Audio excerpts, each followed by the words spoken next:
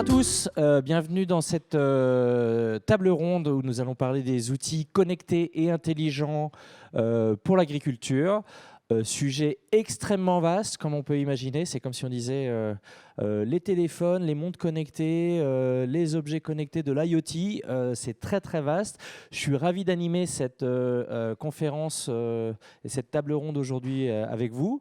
On va essayer que ça soit le plus interactif possible en nous livrant des cafés et de l'eau pour nos intervenants en live. Bonjour à nos amis sur YouTube qui nous regardent évidemment et en ligne. N'hésitez pas à poser des questions quand ce sera la session un petit peu tout à l'heure. Je m'appelle Omar-Pierre Soubra, j'habite au Colorado depuis 18 ans. J'avais vendu un groupe une société de tech, un groupe américain qui s'appelle Trimble, qui est aussi très présent dans l'agriculture, dans les objets connectés. Donc je pense que c'est une des raisons pour laquelle on m'a demandé d'intervenir aujourd'hui. J'ai le plaisir d'avoir avec moi Douminda Doum.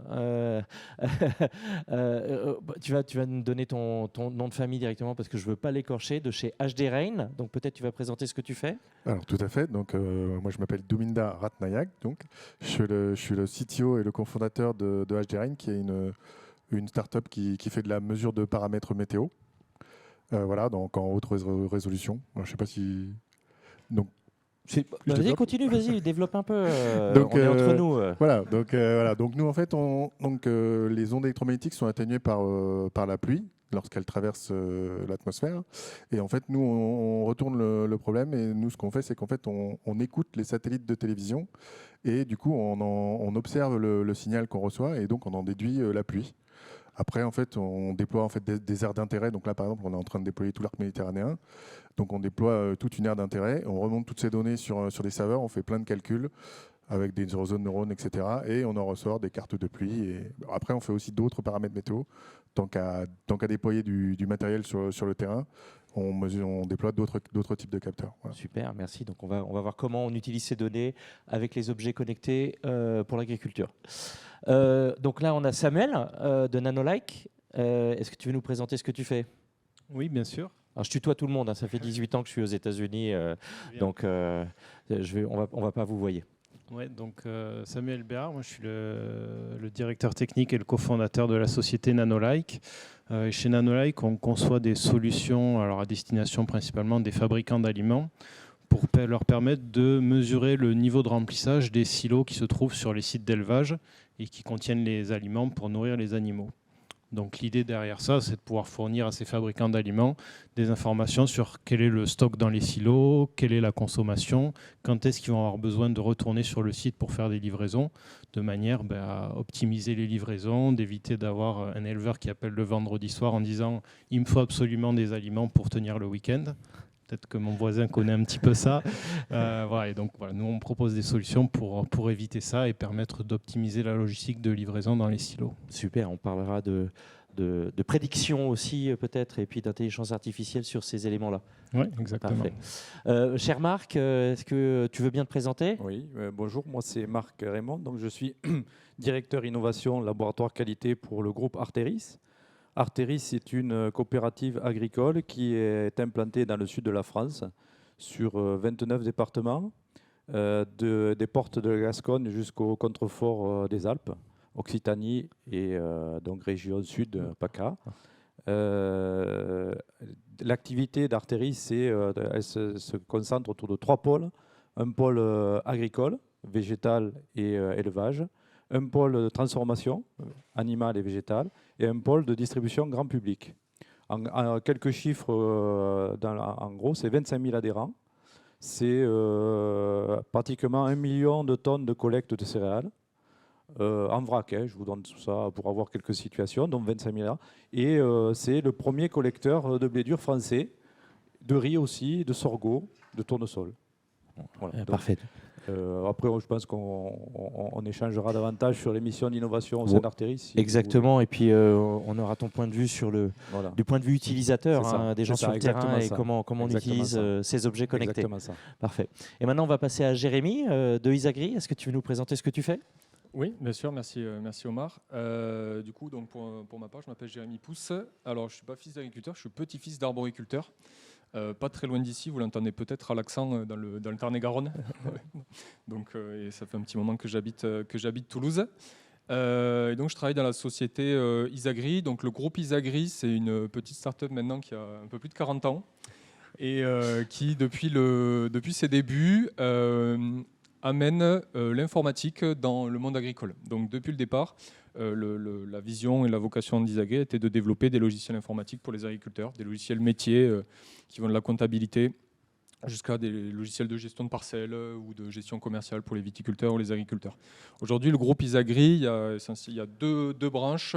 Une branche informatique, si on peut dire, donc qui développe ces logiciels pour tous les corps de métier. Et une branche média, avec certains médias, notamment le groupe La France Agricole, qui a certaines revues pour les agriculteurs, pour les viticulteurs ou les agrofournisseurs. Voilà. Et donc moi, je travaille dans la branche informatique. Je suis responsable des partenariats. Je travaille notamment avec Arteris, qui est un partenaire historique du groupe. Et donc j'accompagne ces partenaires qui sont des coopératives, des négoces, des agrofournisseurs, globalement des structures qui travaillent avec les agriculteurs. Je les accompagne dans le déploiement de solutions informatiques pour les agriculteurs. Voilà, on travaille en partenariat sur le développement d'offres de services pour les agriculteurs. Ouais, très bien, merci. Donc, comme vous voyez, on va avoir des points de vue très différents sur le sujet. Donc, on va commencer peut-être avec une définition. Qu'est-ce qu'on entend par, quand on dit objet connecté pour l'agriculture, qu'est-ce que c'est? C'est un tracteur autonome, c'est un drone, ce sont des capteurs. Un point de vue sur ce sujet? Pour moi, la définition des objets connectés, ça va être des systèmes physiques qui vont être installés sur le terrain, qui vont collecter un certain nombre de données, et ces données-là, souvent, ils vont les renvoyer sur le cloud, sur Internet, où ces données, elles seront stockées pour être traitées, analysées, et à la fin, fournir des informations qui vont aider des opérateurs terrain à prendre des décisions et à agir au mieux. Donc voilà, si je reprends l'exemple de notre solution, nous, typiquement, ça va être constitué d'un capteur qui est installé sur le silo, qui va faire des mesures de déformation, de température, qui va renvoyer ces données sur des réseaux sans fil. Ça va arriver sur nos bases de données, où il va y avoir des algorithmes qui vont tourner pour pouvoir calculer quel est le niveau de remplissage de ce silo, prévoir la consommation et la date à laquelle le silo sera vide, et à la fin, restituer cette information au client directement sur son téléphone, sur son ordinateur ou sur son ERP pour pouvoir déclencher des actions. Super. Marc, les objets connectés d'un point de vue utilisateur? En fait, aujourd'hui, ce que je vous disais tout à l'heure, moi je m'occupe donc de l'innovation pour Arteris. En gros, vous avez compris que Arteris est un groupe coopératif qui a plusieurs activités. Donc pour recentrer un peu l'innovation, on a 5 enjeux prioritaires d'innovation et stratégiques, on va dire. Je les balaye vite fait, mais vous allez comprendre pourquoi. Le premier, c'est enjeu ressources énergie, la création de nouvelles filières. Le deuxième enjeu. Le troisième enjeu, c'est les nouvelles pratiques agricoles, donc pour maintenir la production sur nos territoires. Le quatrième enjeu, c'est l'excellence opérationnelle et la performance. Et le cinquième enjeu qui nous intéresse ici, c'est la digitalisation. Alors, on se focalise justement sur la donnée et sur ce qui nous intéresse, c'est la collecte de données, la structuration de cette donnée et le partage de cette donnée. Donc, pour ça, effectivement, on a besoin d'objets diverses et variées, on en parlera tout à l'heure, qui vont capter cette donnée en mode automatique et qui vont nous la remonter de façon à ce qu'on puisse la structurer et la diffuser dans des OAD, d'outils d'aide à la décision pour l'agriculteur et pour les métiers en même temps.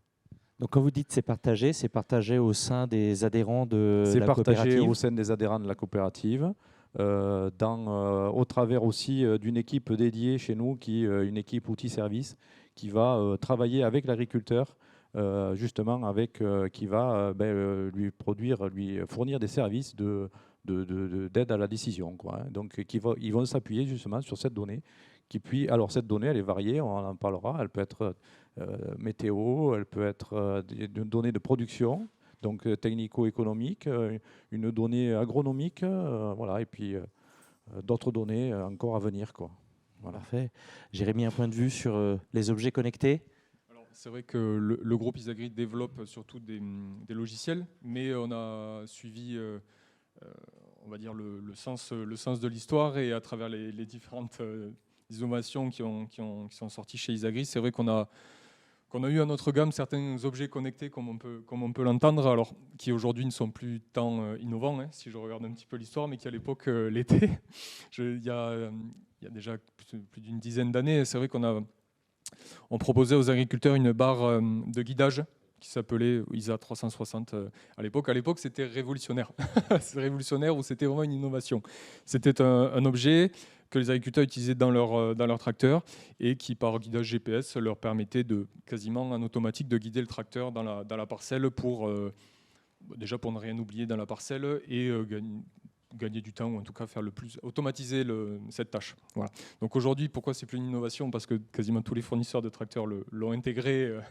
L'ont intégré, mais c'est vrai qu'il y a quelques années de cela, c'était peut-être l'un des premiers objets connectés qu'on proposait, et qui amenait, on va dire, vraiment de la valeur ajoutée à l'agriculteur. Voilà. Et ça, c'est un petit peu la vision d'Isagri vers tout ce qu'on développe. C'est certes de l'informatique, certes des innovations, mais qui doivent avoir une valeur ajoutée pour l'agriculteur, et qui doivent lui amener vraiment de la valeur. Voilà, parce que c'est lui qui investit là-dedans. Ouais, alors on comprend le guidage quand on est en voiture ou en GPS, mais quel est l'intérêt pour un agriculteur de guider son tracteur avec un GPS? Alors, il faut imaginer l'agriculture à différentes formes en France. C'est vrai que dans le sud de la France, c'est des grandes généralités, mais on est sur des exploitations de polyculture, etc. Mais ce n'est pas le cas dans le nord de la France. Et dans certaines zones où on a des grandes exploitations céréalières qui peuvent parfois être de 300-400 hectares, si ce n'est plus. Donc, et parfois, une parcelle peut être finalement un immense champ de 20-30 hectares. Et donc, travailler cette parcelle avec un tracteur ou n'importe quel outil, ça peut prendre des heures, voire parfois plusieurs journées. Donc, l'idée de guider le tracteur à travers un GPS, c'est d'automatiser le trajet finalement de la machine, pas complètement, mais le plus possible, pour pouvoir faire autre chose à côté, ou simplement l'automatiser pour ne pas rester concentré à 100% sur la tâche. Oh, parfait, merci de la précision. Demida, peut-être des exemples d'objets qui utilisent les données qui sont produites par HD Rain? Alors en fait, des exemples d'objets qui utilisent des données d'HD Rain. En fait, nous, en fait, on a des objets connectés. Ouais, alors c'est des stations, des capteurs météo en fait. Donc, comme je vous l'ai dit tout à l'heure, en fait, on en déploie dans le monde. Donc là, on déploie sur tout l'arc méditerranéen. Donc le projet, c'est 1000. Pour l'instant, globalement, on est un peu plus de la moitié. On a déployé aussi à l'international, donc en Côte d'Ivoire, en Géorgie, au Brésil, j'ai dû en oublier, à Andorre aussi. Et voilà, donc en fait, nous, en fait, on a des capteurs qui sont des capteurs, enfin des objets connectés, mais industriels en fait. Peut-être que le tout à chacun en fait comprend plutôt les objets connectés, les objets connectés voilà, exactement. Donc là en fait nous c'est des objets connectés mais industriels. Donc nous on a des stations qui sont globalement là nous on déploie avec majoritairement par exemple en France chez les pompiers. Donc en fait ils sont dans les casernes de pompiers. Et donc en fait ça nous permet d'accumuler la donnée exactement comme tu le disais tout à l'heure en fait. On récupère, on fait tout plein de mesures, on les envoie sur des serveurs, après on les traite et voilà. Donc après, en fait, c'est nous qui faisons, nous en fait, on fabrique de la donnée. C'est vrai qu'il y a pas mal d'acteurs. Donc la météo, c'est hyper important en agriculture, mais il y a pas mal d'intervenants, enfin je veux dire, d'entreprises qui en fait prennent de la donnée de Météo France ou d'autres sources, et après en fait ils la passent dans des algorithmes pour faire un service, pour enrichir la donnée. Nous, on est carrément en fait des fabricants de données. On a notre propre réseau de capteurs, quoi. C'est pas très courant, quoi. Voilà. Enfin, en tout cas en météo. Ouais. Parce qu'en fait, notre solution en fait est vraiment pas chère. Et c'est vrai qu'en météo, les capteurs sont très souvent très chers en fait. Un radar, ça vaut des millions d'euros. Nous, en fait, on fait globalement le même job qu'un radar, mais sauf que nous, en fait, on a fait l'année dernière une levée, en fait. On a levé 1 million d'euros pour déployer tout l'arc méditerranéen. C'est même pas le prix d'un radar. Et un radar, il en faut 50 pour couvrir la France. Donc on est voilà. Bon, bah, c'est super intéressant de récupérer cette information. Marc, peut-être, donc sur ces grands sujets d'innovation, j'imagine qu'il y a des défis aujourd'hui qui sont assez forts avec, on pense évidemment le Covid, les changements climatiques, la demande qui doit certainement augmenter fortement avec des choses comme ce qui se passe en Ukraine. Tu peux nous parler un petit peu Donc en fait, des grands sujets globalement, pour vous? oui, le sujet pour nous, c'est très clair. Effectivement, on vit un contexte que l'on subit. C'est effectivement, premièrement, il y a eu le Covid qui a un peu chamboulé les choses. Mais le deuxième enjeu là, qui a vraiment impacté nos activités, c'est le conflit en Ukraine, en Europe, notamment au niveau de l'énergie et au niveau donc, du coût des matières premières. Et avec donc une inflation énorme et une augmentation des prix de matières premières énorme. Donc nous, comme je vous disais en préambule, on a aujourd'hui une collecte à peu près sur tout ce territoire d'1 million de tonnes. Pardon. Et donc notre idée, c'est qu'on a 132 ou 135 silos de collecte répartis sur ce territoire, effectivement, avec des stocks de céréales à l'intérieur. Et l'enjeu pour nous, vous avez bien compris qu'aujourd'hui, on se doit, pour les équipes, notre équipe de vente de ce stock de céréales, pour nos adhérents, on doit savoir exactement le stock physique qu'on a dans ces silos. De façon à ne pas, vous avez bien compris qu'une erreur de 1% sur 1 million de tonnes, ça fait beaucoup de tonnes. Et quand vous multipliez par le prix de la tonne aujourd'hui de la céréale, on va dire 300, 350 €, ça fait beaucoup d'argent en jeu pour un groupe comme le nôtre. Donc on se doit absolument de mesurer notre stock dans les silos de façon précise. Alors ça peut sembler simple aujourd'hui dans un monde numérisé, on va sur la Lune, on fait beaucoup de choses, sauf qu'aujourd'hui on ne sait pas totalement. Alors on en reparlera peut-être puisqu'on a un partenaire avec qui on travaille justement ici pour travailler ce sujet. Nous avons des stockages très variés. On peut avoir des silos cylindriques, on peut avoir des silos plats, très vastes, des silos qui peuvent contenir jusqu'à 50 000 tonnes de collecte, avec plusieurs tas à l'intérieur, donc ça fait plusieurs cônes. Donc il faut que le système que le capteur soit suffisamment intelligent et évolué pour pouvoir mesurer le volume pris par cette marchandise, quoi, voyez. Donc autant on sait bien le faire dans des stocks type liquide, carburant, lait, ce que vous voulez, parce que les surfaces de ces liquides sont planes, quoi. Et donc les estimations sont faciles avec des radars, avec des sondes, mais dans nos silos, c'est plus compliqué. Alors, Nanolike, il y a un autre enjeu donc, là-dessus, mais là qu'on est arrivé à résoudre, c'est pour nos adhérents éleveurs qui utilisent de l'alimentation pour le bétail que l'on livre. Donc, l'exemple, on a travaillé avec Nanolike, donc peut-être il va en dire quelques mots, mais là aussi, c'est un vrai enjeu, puisque pour les éleveurs, aujourd'hui, nourrir du bétail, c'est très cher.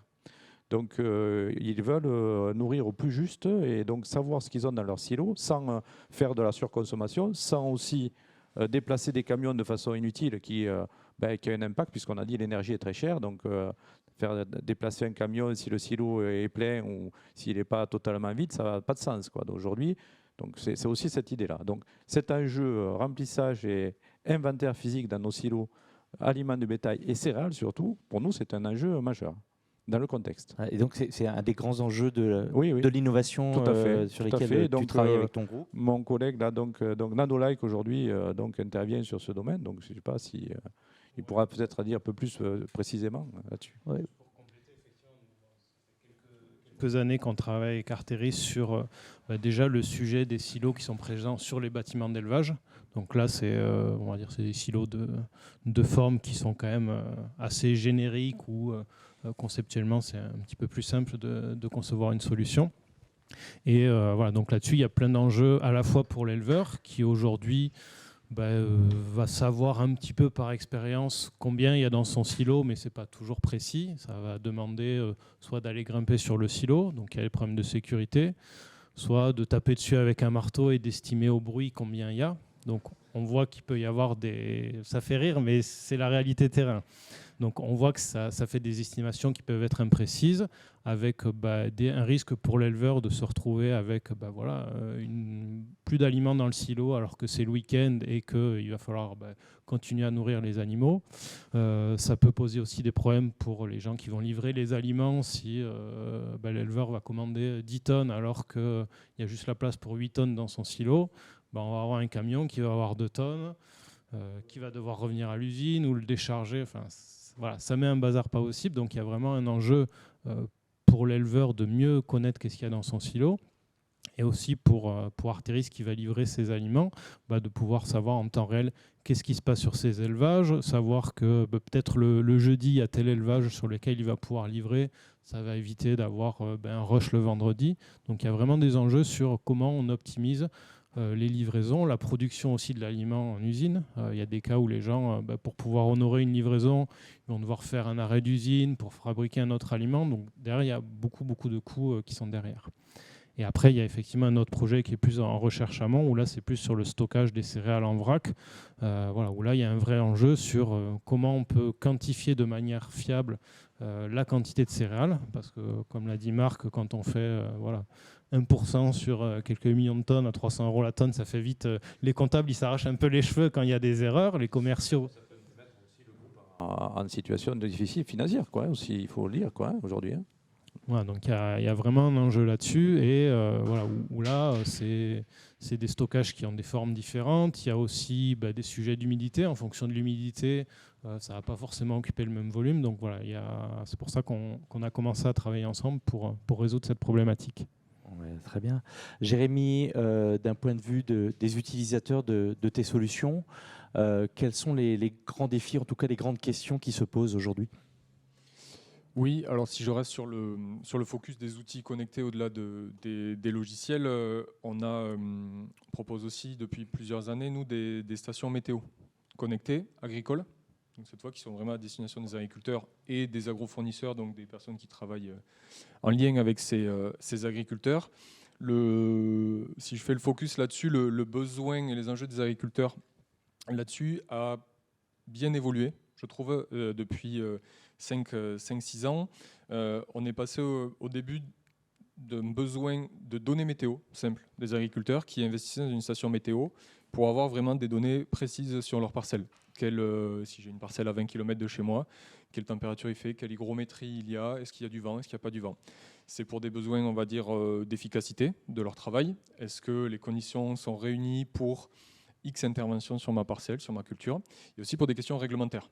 Parce que les agriculteurs sont soumis à une réglementation qui est stricte et juste, il me semble, sur l'usage de produits divers et variés. Ça peut être des produits phytosanitaires, mais pas que. Ça peut être des produits de fertilisation ou des produits qu'on appelle de biocontrôle ou biologiques, peu importe.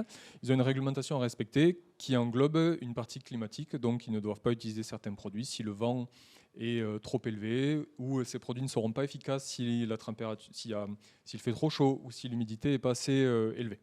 Du coup, l'enjeu et le besoin numéro 1 de ces agriculteurs était d'abord d'avoir ces données-là brutes un petit peu sur leur parcelle et d'avoir un petit peu de prévision forcément dans les heures à venir et les jours à venir pour anticiper les travaux et planifier au mieux leur activité. Voilà. Donc ça, c'est ce qui nous a motivés, nous, à développer nos stations météo il y a 7 ou 8 ans maintenant. Et les années passant, l'enjeu des agriculteurs ont évolué. C'est normal, le contexte évolue, et il évolue toujours d'ailleurs. Et maintenant, au-delà de la donnée brute, c'est surtout la valorisation de ces données qui vont en faire derrière. Au-delà de la donnée brute, nous, ce qu'on travaille beaucoup maintenant, c'est on digère un petit peu cette donnée pour fournir un petit peu plus de valeur ajoutée à l'agriculteur ou aux personnes qui travaillent avec les agriculteurs, notamment les techniciens par exemple, qui peuvent avoir un intérêt là-dedans. Donc les données de ces stations météo vont surtout alimenter maintenant des outils d'aide à la décision. Donc c'est un terme très large qui sont surtout des algorithmes qui sont construits par des instituts publics, des instituts de recherche ou autres, qui vont aider les agriculteurs à prendre les bonnes décisions. Et donc ces OAD, voilà, qu'on appelle, fournissent des indications aux agriculteurs sur le meilleur moment pour intervenir dans leur parcelle. Ça peut être sur des risques de maladie ou de l'irrigation ou autre. Voilà. Donc l'enjeu des agriculteurs, au-delà d'avoir la donnée météo brute maintenant, est surtout de gagner en performance sur leur exploitation, et ça passe par des investissements à travers ce type d'outils qui va les aider à mieux optimiser leurs travaux du quotidien, parce qu'ils vont permettre, ça va leur faire économiser parfois certains travaux avec l'inflation générale qu'il y a. C'est sûr que démarrer un tracteur, faire 30 km et travailler une parcelle, ça représente un coût de carburant, d'énergie, de temps et de produits, quels qu'ils soient. Et donc, si c'est mal réalisé ou réalisé dans de mauvaises conditions, finalement, c'est un peu du gaspillage. Donc, l'enjeu est aussi de mieux travailler, d'économiser ou d'optimiser en tout cas ce qui est fait sur les parcelles et sur les exploitations en général. Voilà. Donc, c'est là-dessus qu'on accompagne et qu'on travaille, nous, qu'on travaille nos produits et notamment notre partie station météo ou sonde connectée pour les agriculteurs. Alors, quand on parle de météo, on pense à Dominda. Est-ce que tes solutions permettent justement de donner des informations très précises localement sur une parcelle d'agriculture, ou on en est où au niveau de ces développements? Alors, nous, notre nom, c'est HD Rain. Donc, HD, c'est haute définition. Donc, en fait, nous, voilà. On fait de la micrométéorologie, comme dirait mon CEO. Donc, nous, on travaille sur des grilles de 500 mètres et 1 minute. Donc, c'est plus précis que l'équivalent actuel, globalement. Donc, nous, en fait, ce qu'on fait, c'est qu'on déploie globalement des stations tous les 3, enfin, ça dépend après, tous les 3 à 5 km, on va dire. Et ensuite, en fait, on a des algorithmes pour recréer les données sur une grille de 500 mètres et au pas de 1 minute. Et après, nous, après, on vend la donnée à qui veut bien. Donc, ça peut être aussi des gens qui, justement, l'intègrent dans des outils d'aide à la décision. Voilà. Ou après, nous, on a plein de clients différents. On a l'agriculture, mais on n'a pas que ça, quoi. Bon, au moins, maintenant, on sait ce que HD veut dire. J'étais pas bien sûr, mais on a cette information. Et Rain, c'est bon? Rain, oh oui, ça va. C'est la pluie, hein, c'est ça. Donc, oui, tout le monde ne parle pas anglais, hein, donc voilà. Donc, on parle d'outils connectés, et c'est vrai qu'on entend dans le grand public et maintenant de plus en plus aux informations des problèmes de hacking, de cybersécurité. On a eu quelques exemples d'hôpitaux récemment en France qui ont eu leurs données cryptées.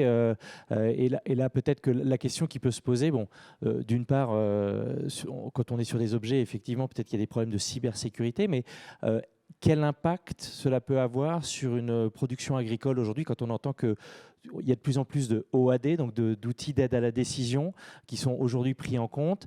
Est-ce que ce sont des sujets qui préoccupent et sur lesquels aujourd'hui les agriculteurs travaillent? Marc, peut-être, sur ce sujet?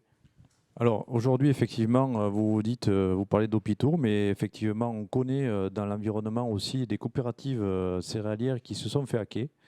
Donc moi, j'ai eu un témoignage là justement de personnel d'une coopérative hackée, et c'est vraiment quelque chose. Un témoignage, j'ai eu ce témoignage qui m'a énormément bouleversé, puisque en fait, quand on est hacké, on est complètement bloqué, quoi. On ne peut plus rien faire. Les salaires ne peuvent plus être payés, les agriculteurs ne peuvent plus être payés. C'est très traumatisant. Donc effectivement, aujourd'hui, je ne vais pas rentrer dans le détail, mais c'est quelque chose pour un groupe comme le nôtre qui est vital, quoi, on va dire, hein. Donc effectivement, alors quand aujourd'hui on n'est pas non plus inondé d'OAD et d'objets connectés dans tous les sens, on a quand même une certaine mesure, et puis on a quand même un environnement. On est une coopérative, donc on a des adhérents, donc c'est pas un club, mais pour imaginer un peu à ceux qui sont pas du monde rural, c'est un petit peu une fédération d'exploitants agricoles, quoi. Vous voyez, une coopérative, c'est quand même un milieu déjà protégé de fait. Donc après, moi, ce que je vois, sans rentrer dans les détails techniques, parce que ce n'est pas ma partie, je pense qu'avec déjà du bon sens et une vigilance sur nos actions digitales, je pense qu'on peut déjà éviter pas mal de problèmes. Voilà. Après, je laisse peut-être les autres parler de ça. Mais je pense que, c'est un sujet préoccupant, enfin, qu'il faut prendre en compte, évidemment. Mais deux, je pense qu'on peut... donc on est dans un environnement quand même déjà un peu, entre guillemets, filtré, un peu intra, quoi, hein, on est un peu intra. Après, c'est de la vigilance, c'est des pratiques, c'est des sauvegardes, c'est tout un tas de choses qui aujourd'hui sont faites pour justement limiter ce risque qui existe même dans notre monde rural, quoi, qui semble paisible et préservé, mais non, on peut être aussi attaqué. Des collègues d'autres coopératives l'ont été.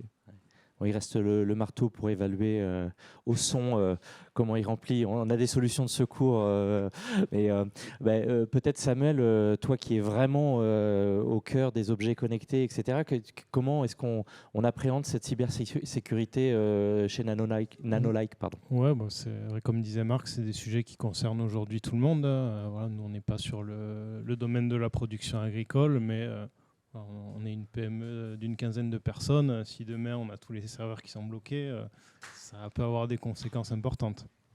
Donc après, chez nous, il y a plusieurs choses qui sont mises en place. Déjà sur le point d'entrée, souvent, c'est quand même les utilisateurs. Donc il y a quand même une sensibilisation en interne sur les bonnes pratiques informatiques, attention aux mails qu'on reçoit, pas cliquer n'importe où. Ça coûte rien de le dire, mais c'est souvent un des points d'entrée privilégiés. Éviter d'avoir des mots de passe qui traînent sur des post-it sur le bureau, par exemple. Et après, sur l'aspect plus technique, sur tout ce qui est le cheminement des données, il y a le fait de pouvoir d'envoyer des données qui ne sont pas forcément des données en clair et qui vont nécessiter de la complexité pour pouvoir être décodées. Et après, sur toute la partie architecture informatique, c'est pouvoir travailler en amont au moment de la conception avec des experts pour limiter au maximum les risques et prendre un certain nombre de bonnes pratiques d'hygiène sur les sauvegardes, les VPN, les accès distants pour limiter autant que possible ce risque. Le bon sens agricole, en quelque sorte. En quelque sorte. Jérémy, peut-être un mot sur ce sujet chez toi qui est éditeur de logiciels, donc je pense que c'est très important également. Oui, bien sûr, totalement. Alors, tout en étant loin de la technique, mais c'est sûr qu'étant une entreprise qui développe des logiciels informatiques, ne pas prendre en compte l'aspect sécurité serait suicidaire aujourd'hui. Et à travers nos logiciels, c'est vrai que ce qui est saisi dans ces logiciels par les agriculteurs ou les structures qui travaillent avec ces agriculteurs sont souvent des données assez sensibles qui vont concerner soit des données très techniques de l'exploitation, vraiment qu'est-ce qui a été fait sur l'exploitation de façon opérationnelle, mais aussi des logiciels métiers qui vont concerner la comptabilité, la facturation, la paye, etc. Donc des données sensibles d'une exploitation ou d'une structure qui travaillerait avec. Donc effectivement, on n'a pas de solution révolutionnaire sur la sécurité informatique.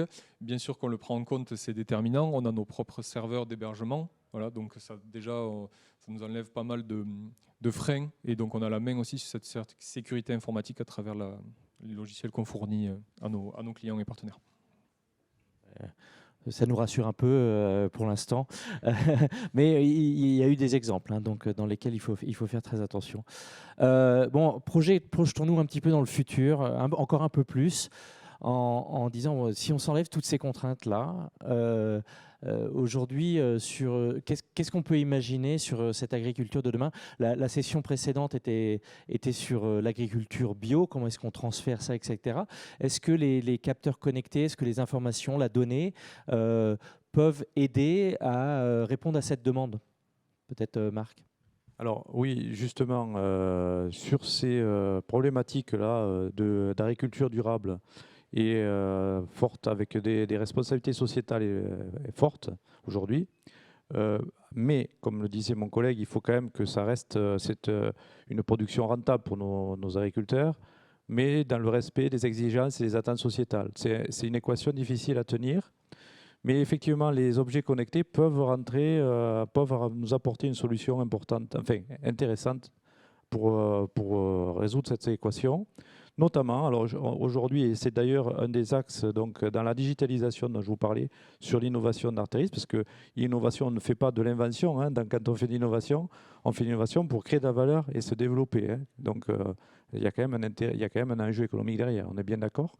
Donc, nous, ce qu'on veut, c'est effectivement sur les objets connectés. Donc, on estime qu'on devrait pouvoir effectivement, avec des capteurs prédictifs, donc sur les parasites notamment, sur les maladies, ça peut être aussi les adventices, les détections d'apparition de mauvaises herbes.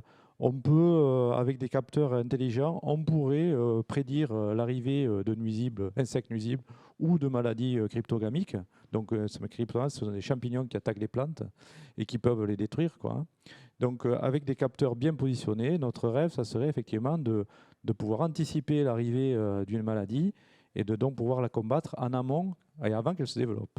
Ça serait très, très bien. Alors aujourd'hui, il y a des choses qui existent, mais plus ou moins. Donc c'est une solution d'avenir, un projet d'avenir qu'on regarde de près. Et après, on a aussi, on parlait, la ressource énergie, c'est un enjeu. On peut aussi faire de l'agriculture et de l'énergie, puisque l'agriculture peut être source d'énergie.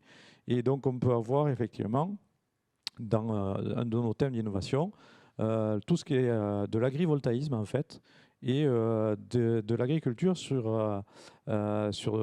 couvert de panneaux en fait. Et donc mettre des capteurs intelligents pour orienter ces panneaux et pouvoir permettre à la plante de pousser. Et même en même temps, ça peut être très environnemental puisqu'on peut économiser de l'eau puisqu'on évite les grosses chaleurs, on peut éviter les grosses chaleurs. Et donc, mais on a besoin effectivement de capteurs pour nous dire quand est-ce qu'on peut ouvrir les volets, les refermer, les orienter en fonction de l'optimum de la production d'énergie et d'électricité ou l'optimum de développement de la plante. Donc ça peut être des choses qui, demain, nous intéressent fortement, quoi. Source de revenus, en tout cas de neutralité, carbone.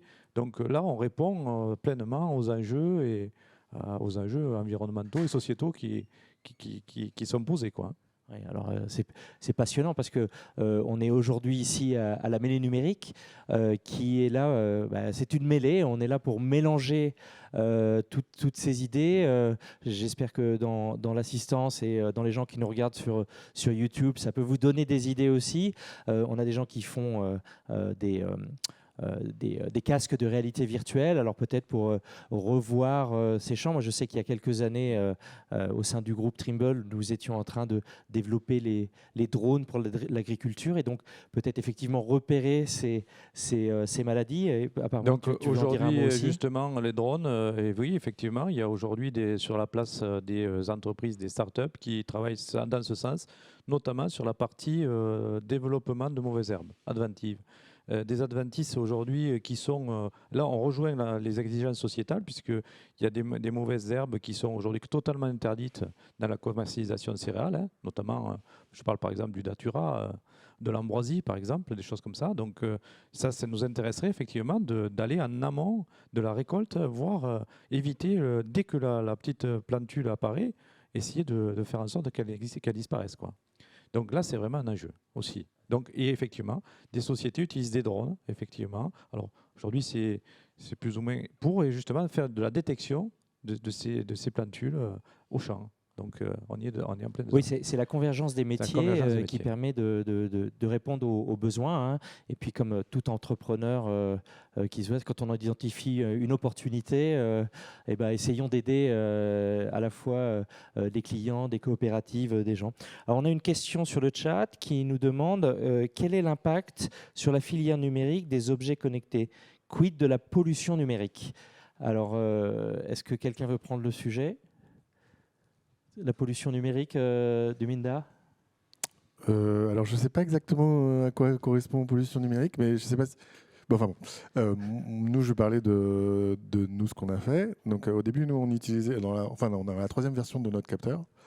Et la première version, en fait, on utilisait... c'était sur une base de Raspberry Pi, donc un truc assez simple. Oui. Voilà.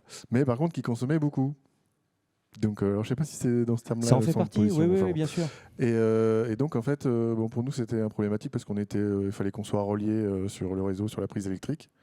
Et ça, en fait, dès la version 2, en fait, on a tout enlevé et on est passé du coup sur un microcontrôleur, donc qui du coup consomme très peu. Et là, du coup, nous, en fait, on alimente notre capteur par un panneau solaire. Dedans, il y a une batterie. Donc, à part la fabrication, du coup, après, il consomme plus d'énergie, quoi, parce que de toute façon, il est relié. Voilà. Donc, et on essaye justement d'être sobre en énergie. Voilà. Donc, dans notre système, donc nous, on écoute les satellites de télévision, donc on a une LNB. En fait, c'est le récepteur. Ça consomme pas mal.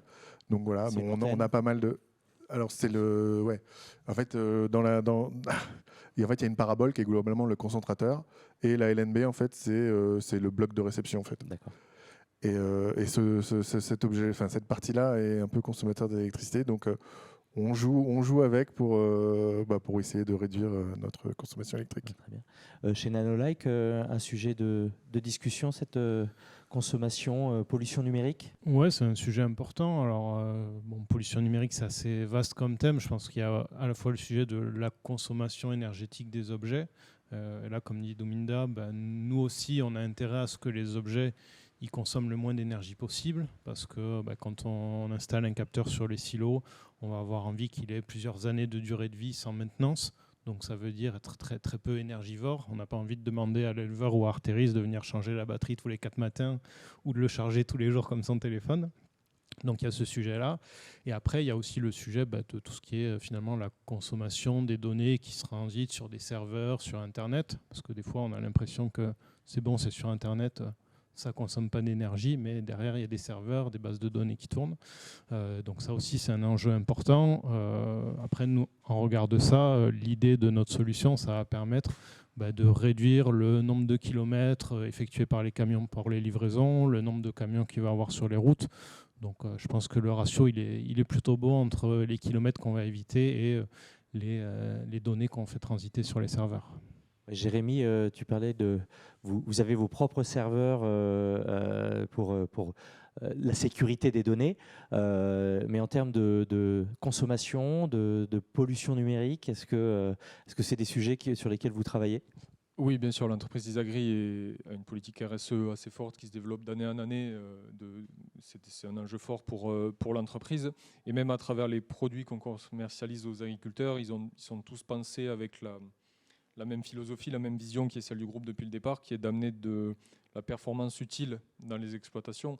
Donc au-delà du numérique, au-delà d'un logiciel ou d'un outil connecté, on a cette réalité marché du monde agricole qui est que ce qu'on propose ne trouvera un public et sera acheté au final si et seulement si on amène une vraie valeur ajoutée à l'agriculteur derrière qui va lui faire optimiser quelque chose, économiser quelque chose ou gagner quelque chose, et ça peut être tout et n'importe quoi, mais on a cette réalité terrain dans le monde agricole. Je pense qu'on est assez d'accord sur le sujet, qui fait que on se doit de proposer pas de l'innovation pour de l'innovation, mais bien quelque chose d'utile qui amène vraiment un plus à l'agriculteur sur son exploitation, dans son métier au quotidien et autres. Voilà. Oui, je pense que la question est très vaste. C'est un peu comme les objets connectés. On peut aller aujourd'hui, si on va vraiment dans le détail, on peut tester son site web et voir sa consommation. Et puis il y a des outils aujourd'hui qui permettent, en réduisant un petit peu les blancs, etc., de consommer moins sur le site web. Donc ça peut aller très loin. J'espère qu'on a répondu à votre question en ligne. On va peut-être prendre des questions dans la salle s'il y en a. Alors je vais me décaler un peu et puis pour que les gens sur Internet puissent entendre votre question. Oui, bonjour. Là, on a parlé de consommation d'énergie. Au niveau consommation de données, je connais Nanolike, je crois que vous êtes sur Sigfox, c'est ça? HD Range, je ne sais pas comment vous communiquez, mais en gros, c'est ça. C'est quoi les différents moyens de communiquer? Est-ce que c'est plutôt jusqu'à la 4G, mais est-ce que la 4G, ça ne consomme pas plus en énergie que Sigfox, par exemple? Donc, comment vous organisez en fait pour faire la balance entre énergie, données et consommation et durée de vie du produit? Je vais prendre le cas de nos stations météo. Je prends le cas de nos stations météo parce que donc nos stations météo connectées utilisent le système Sigfox pour l'envoi des données. Ça a été un choix qui a été fait dès le départ pour 2 raisons. C'est l'Occitanie. C'est l'Occitanie, premier. C'est surtout que ça consomme très peu d'énergie, et donc la même problématique étant que les stations météo connectées fonctionnent avec des piles. Et donc ces piles, si on demande à l'agriculteur de les changer toutes les 2 semaines ou tous les mois, le modèle économique ne tiendra pas. Du coup, Sigfox a cette capacité de consommer très peu d'énergie à chaque envoi de données. Donc ça, c'était la première chose. La deuxième chose, c'est la réalité du terrain. C'est que la France est un très beau pays, très diversifié, et il y a des exploitations agricoles partout. Très peu en plein centre-ville des métropoles, forcément, et surtout dans des zones diverses et variées, que peuvent être n'importe quel département, des zones vallonnées et autres. Et donc le réseau Sigfox est assez bien représenté, couvre assez bien la France, ça se développe encore, ça couvre assez bien la France, et donc ça nous permet d'installer des stations météo Eh bien, quasiment partout. Forcément, il y a des zones blanches, mais quasiment partout. Donc, pour la petite histoire, j'ai moi-même accompagné un partenaire, la Chambre d'agriculture de l'Ariège, dans les Pyrénées, pour installer une station météo dans les estives à 2400 mètres d'altitude, où il y avait du réseau Sigfox, et on a pu installer une station météo. Peut-être, Dominda, tu veux parler aussi de la communication ? Oui, bien sûr. Donc, nous, au début, donc, je vous ai dit, au début, on était connecté sur une prise, et on était connecté aussi sur une prise Ethernet avec notre Raspberry Pi. Donc là, on n'avait pas vraiment de soucis. Mais effectivement, après, bon, c'était compliqué à installer. Donc, après, on a coupé ces fils. Et donc là, on a essayé de regarder, on a regardé ce qui existait et le choix qui s'offrait à nous. Alors, donc du coup, il y avait effectivement, il y avait Sigfox, il y avait LoRa, il y avait les réseaux GSM après. Nous, en fait, déjà Sigfox, on l'a éliminé de base en fait parce qu'en fait, on envoie trop de données en fait parce que c'est limité, je crois, à 12 octets ou un truc comme ça. Enfin, pour nous, c'était vraiment trop bas. Donc là, on l'a pas fait. Et après, on a fait le choix d'utiliser des réseaux GSM. Donc nous, en fait, dans notre station, on a un module de G4G. Et donc, en fonction de l'endroit, on active ce qui nous intéresse.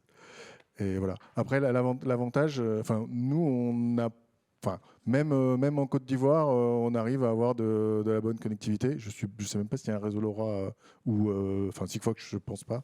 Et LoRa, je suis pas sûr, je pense pas non plus. En Côte d'Ivoire, par contre, il y a de la 2G et il y a de la 4G. Donc voilà, donc nous on a fait ce choix-là. D'ailleurs, on a fait aussi un choix de mettre dans notre boîte un module qui est mondial. Donc si on veut, on peut déployer dans le monde entier. D'ailleurs, là, on vient de déployer l'Andorre récemment et on a déployé des stations dans les montagnes au fin fond où il n'y a rien, quoi. Il y a juste un rocher et on s'est mis dessus. Voilà. Samuel ? Ouais, pour compléter, ça c'est vraiment le sujet de la communication des données, c'est vraiment très important sur la partie énergie. Et dans les phases de conception du produit, on passe du temps à vraiment quantifier combien de milliwatts on consomme lorsque on envoie un message avec Sigfox ou avec d'autres technologies. Donc nous, effectivement, historiquement, on a commencé à travailler avec du Sigfox. Et récemment, on a aussi commencé à travailler avec d'autres technologies, donc les technologies LTE-M, NB-IoT, 2G, tout simplement parce qu'il y a des pays où effectivement le réseau Sigfox n'est pas présent et nous, c'est important qu'on puisse aussi adresser ces marchés-là. Et même là-dessus, c'est vrai que même si c'est des technologies qui a priori peuvent être plus consommatrices d'énergie que du Sigfox, on a aussi des débits qui sont importants, qui font qu'on a finalement des temps de communication qui sont très courts. Il y a aussi des améliorations au niveau des protocoles qui font que même sur des technologies cellulaires, on peut être sur des consommations d'énergie très proches du Sigfox aujourd'hui. Ouais, alors, pour la petite anecdote, quand on a fait la cérémonie d'ouverture de la mêlée lundi soir au conseil régional, au moment de la sortie, il faisait un peu nuit et donc on a vu une espèce de ligne dans le ciel avec plein de petits points. Et beaucoup de gens se posaient la question de ce que c'était. C'était les satellites Starlink, etc. Je ne sais pas si c'est des choses que vous étudiez aujourd'hui, mais c'est peut-être trop consommateur d'énergie pour envoyer, ou est-ce que vous avez commencé à regarder ? Alors, moi, je veux bien répondre. On n'a pas commencé à regarder parce qu'on a énormément de choses à faire. Mais c'est un sujet pour nous, les orbites, les satellites en orbite basse. Parce qu'en fait, nous, aujourd'hui, ce qu'on fait, c'est qu'en fait, on regarde des satellites de télévision qui sont en fait des satellites géostationnaires. Et donc, en fait, nous, ce qu'on observe, en fait, c'est ce qui se passe sur un point, sur une droite, plutôt un segment même, entre le sol en direction du satellite. Donc, c'est fixe. Et c'est vrai que, du coup, si Elon Musk nous écoute, nous, ça pourrait nous intéresser. Elon, ça pourrait nous intéresser parce qu'en fait, ces satellites se baladent en fait dans le ciel. Il y en a beaucoup. Et donc, en fait, ça nous permet de scanner, en fait, de scanner le ciel. Et ça, c'est notre next step, on va dire. Voilà. Bon, alors, en termes de prix, je le sais puisque j'en ai une, j'ai une antenne à la maison, c'est $199 par mois. En tout cas, c'est ce qu'on paye pour avoir ce haut débit par satellite. Mais par contre, on peut l'amener n'importe où. Je peux monter dans la montagne, aller faire du camping et avoir l'Internet haut débit. Quand on a 4 gamins qui sont sur des tablettes Internet, ça peut soulager de temps en temps. Ouais. Alors, nous, ce qu'on fait, par exemple, Ce qu'on fait actuellement sur les satellites de télévision, c'est que, bon, je suis désolé, mais on paye rien au mec qui diffuse. Nous, on écoute juste le signal. Alors, je sais pas, est-ce qu'on peut faire la même chose avec les satellites en orbite basse? Peut-être, parce qu'on ne peut pas payer 199 € par station. Ce serait pas possible, quoi. Mais ça ne fait pas partie de votre modèle, de ce que j'ai compris. D'autres questions dans la salle? Non, alors bon, je vais peut-être en poser une. Quand j'étais chez Trimble, alors moi je ne suis pas du tout agriculteur, je viens de la région Castelroussine, hein, donc on est tous très proches de nos régions, c'est Châteauroux pour ceux qui ne le savent pas.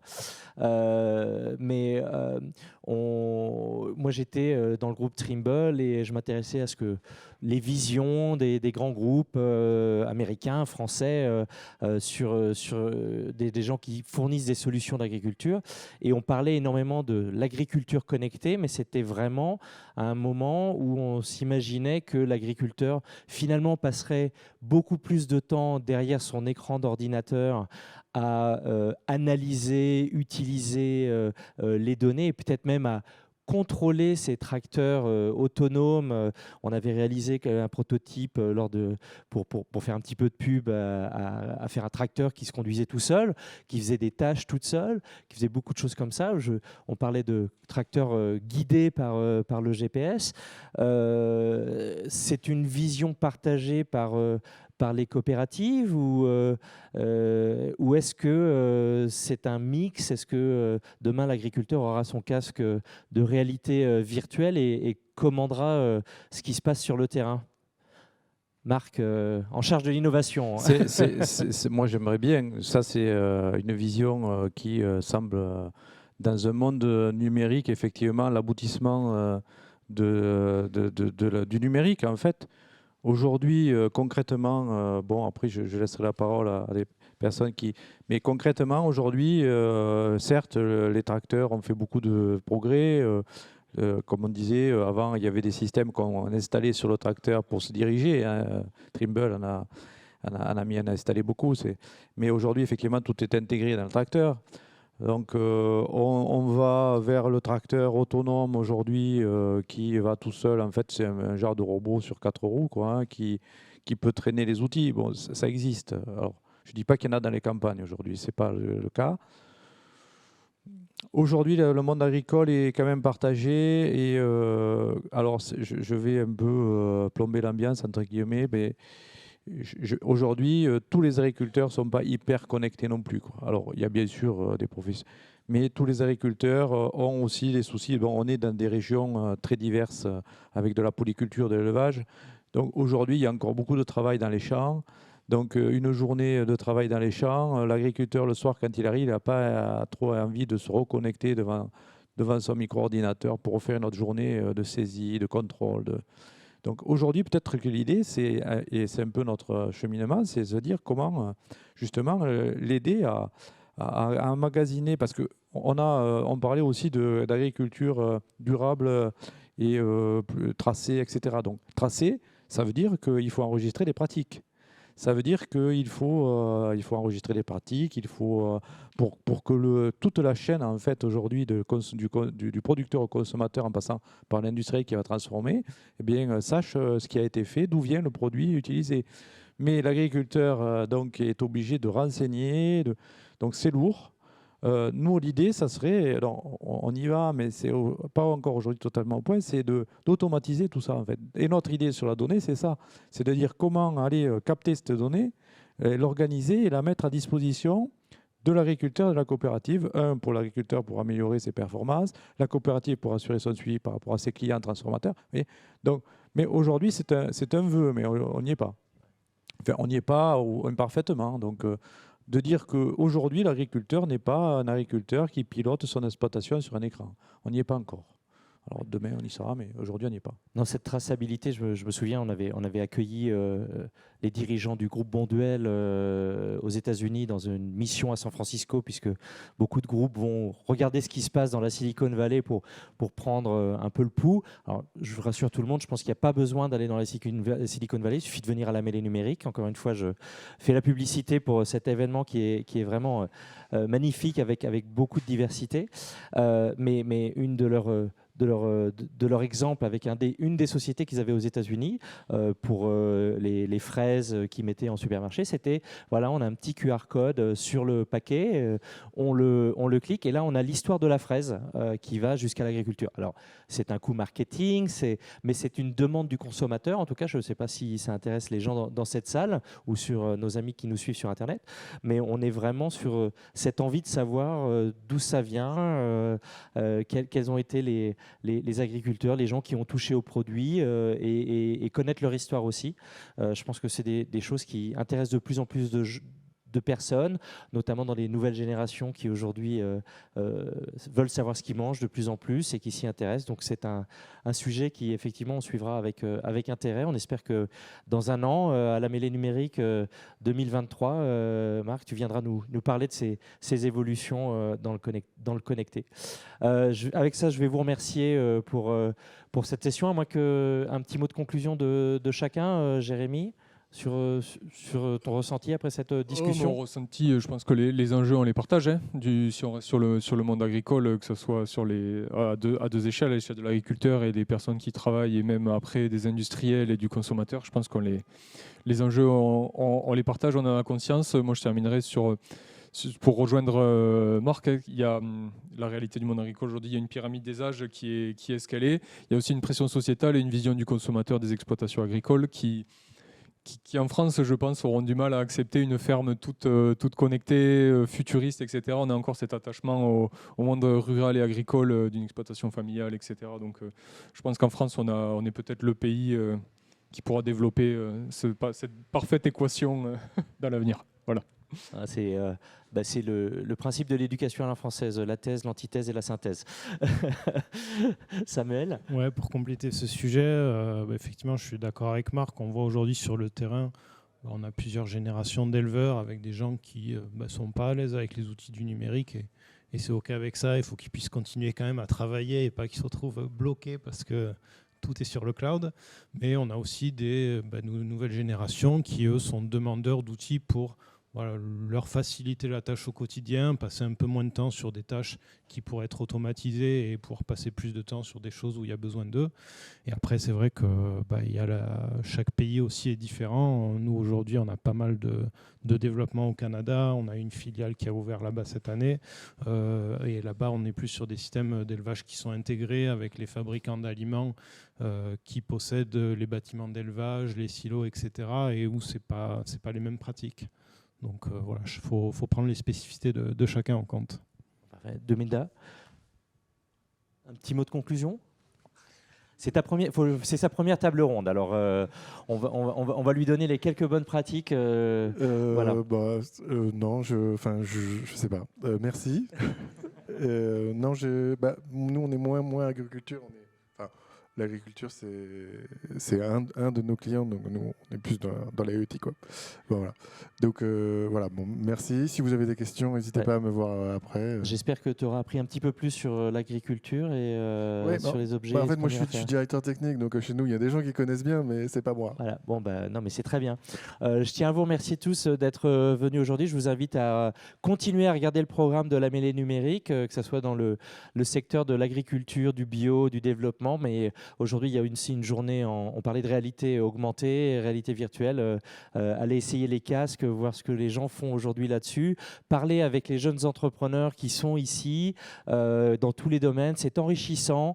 Ça nous permet, je tiens à remercier tous nos intervenants aujourd'hui pour cette discussion qui était un petit peu vague au départ sur plein de sujets et j'espère que les sujets vous auront intéressé et je vous remercie encore. Bonne fin de continuation, bonne continuation de journée.